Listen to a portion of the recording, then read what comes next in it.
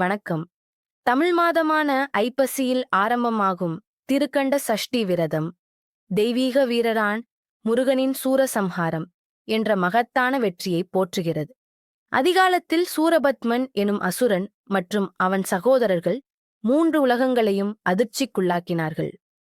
அந்த தீமையை அழிக்க சிவபெருமான் மற்றும் பார்வதி தேவி தங்கள் தெய்வீக மகனாக ஒளி நிரம்பிய முருகனை உருவாக்கினர்.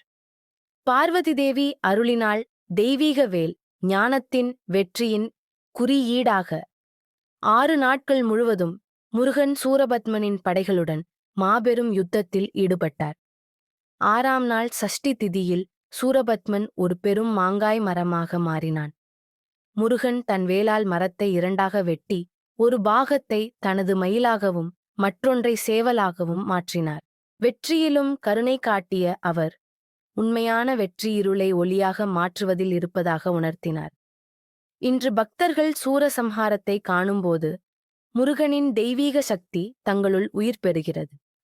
அசுரந்தால் தர்மம் எழும். ஒளியின் வீரரான முருகனின் திருவடிகளில் நாம் சரணாகட்டும். ஓம் சரவண பவா.